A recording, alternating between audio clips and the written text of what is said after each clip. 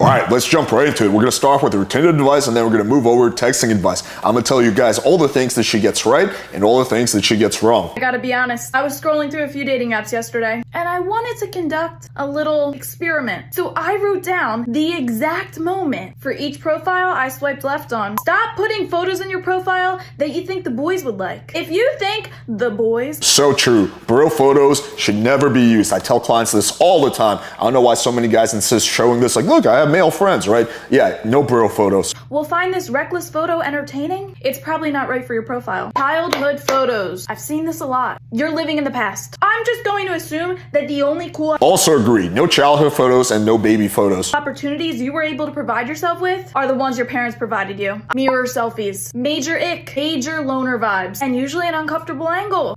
Partially agree.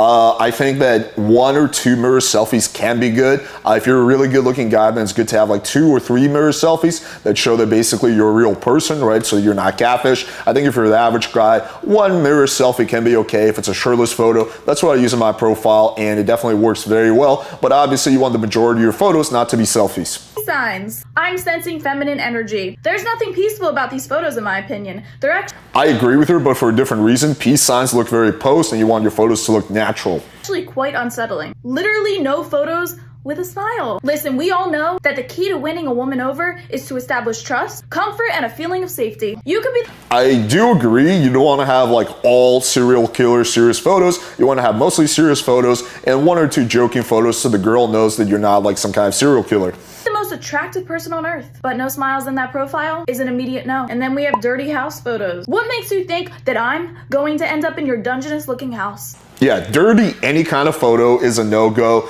Even car photos, even if your car is clean, it's probably not a good idea. I don't know why so many guys do that. But in this video, I agree with basically 95% of what she said. Now let's move over to texting, where I think we're gonna have more disagreements. What's up, my guys? Have you been texting a girl and you're wondering why she's not responding? Well, this might answer it. Stop using exclamation points. You look way too freaking excited. I do agree. I think they're completely unnecessary. I've never used an exclamation mark when it comes to texting girls I want to hook up with. I think even question marks themselves are generally unnecessary, unless of course it's really confusing that what you're trying to say is a question.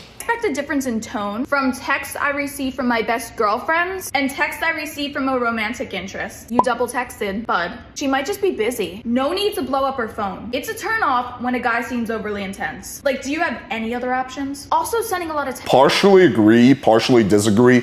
There's nothing wrong with double texting in of itself, but you definitely don't want to be blowing up her phone. So what that means is basically, let's say you text a girl, she doesn't respond. If you double text her like an hour later, then yeah, that's going to be needy and blowing up her phone. But if you wait a few days and then you double text her, it's a totally different story, right? So you want to space your text out. You can even triple text as long as it's spaced like a week out. But yeah, you never want to seem needy or like you're basically blowing up her phone or like you basically need her to respond. Text makes you look way less desirable. You're basically begging for her attention. We don't want a man that needs constant coddling and validation. You're using extra letters. Extra letters are for females only. You asked a shitload of questions. That is true. It makes your texting look feminine. Again, I don't think that's a massive, massive deal breaker. But yeah, there's no need to do that. Or use, I will add to that, use too many like LOLs and LMAOs, kind of feminine type of stuff. Yeah, you want your texting to seem very masculine. The gate or none at all. Early on, if you're constantly bombarding her with questions, it's going to overwhelm her. This isn't a job interview. So stop treating this exchange like a business transaction.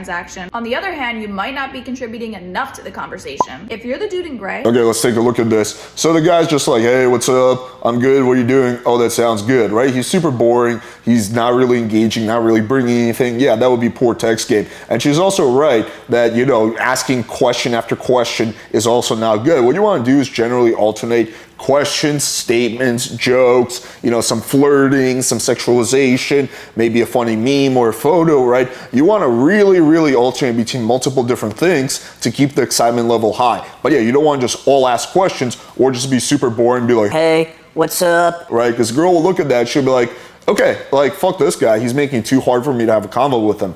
You're not adding any fuel to this exchange. I'm bored and heading back over to Hinge. And lastly, she might just not be that into you. Sorry, my guy. That is also true. That could definitely happen. So yeah, I would say with this video, I agree with like 95% of also what she says. Let's move on to the next one. Let me guess. You got hit with the "I'm so sorry, but I have a family thing" text. She most likely doesn't have a family thing. She just needed an indirect way to flake on your date. If you still want to give good old Sally a second shot. Okay, that's not necessarily true. It could happen for sure, but a lot of time life comes up. Like, typical girls are not the best at like fucking organizing their schedule, especially if you're going for younger girls. So yes, sometimes shit happens. Sometimes they get sick. Sometimes they get called into work. I think it's good, you know, to kind of give them the benefit of the doubt at first, right? But if you see it happen twice or 3 times, then obviously she is full of shit or she's BSing you, or at least it's likely. But if it happens once, I typically just give her the benefit of the doubt and reschedule. Here's your only response. What does your schedule look like this week? If Sally shares her schedule, say, X times don't work for me, but I can do X time. I don't care if your schedule doesn't have a damn. Yeah, this seems like a completely pointless dick measuring contest game. I don't see any kind of point in doing that,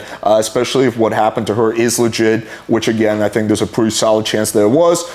So typically if a girl, like for example, says, oh, I had a family emergency, I'd be like, breaking my heart. Right? And I really like that text because it shows you how interested she is. Because if she's interested, she's going to follow up with, oh, I'm sorry, but we can do this night and this night, right? So that's very easy. And if I see that, I'm like, okay, this girl is legit about meeting, right? And if she just says, haha, sorry, or like LOL, then she's probably not that serious about meeting up. And you can do that information as you will. You can either push it further, right, if you really, really want to meet her, or you can just move on to a different girl. Damn thing on it. You're a busy man, and she needs to respect your time. You're not going to let a flaker dictate your schedule. This is exactly how you set a boundary from the beginning of a relationship without blatantly saying, I'm setting a boundary. This small act of proposing times to her that work for you shows that you're the leader. And you know my thoughts on this already. The most successful relationships are the ones in which men lead. Okay, all of that is true at the end, but this feels like a pointless, like, dick measuring strategy that the girl doesn't even know that you're setting a boundary.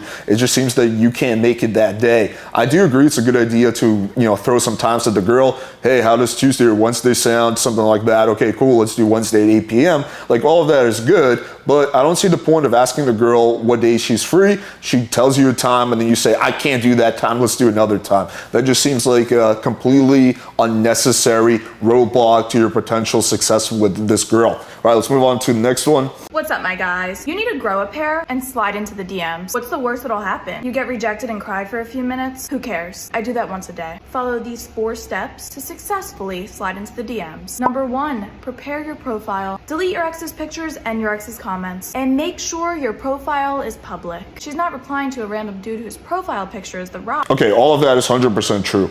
And whose bio has some lame motivational quote. Number 2, ask yourself, would I use this phrase to start a conversation with somebody in person? For example, I wouldn't just walk up to somebody and say, hey, LOL, or selling worn socks. Number 3, use Also very much true. a personalized approach. Do some digging and see what she's interested in. Prime example. Oh, it looks like she was at a concert recently. Who was the performer? Oh, Elton John. Cool. Hey, I saw you were recently at the Elton John concert. I was thinking about going. I do agree with her on that. A personalized message is going to be way more effective than a generic copy and paste message. You just got to be careful. Don't go too far. You know, don't spend like hours and hours like researching her, but doing a little bit of research, 5, 10, 15 minutes, I think is totally fine.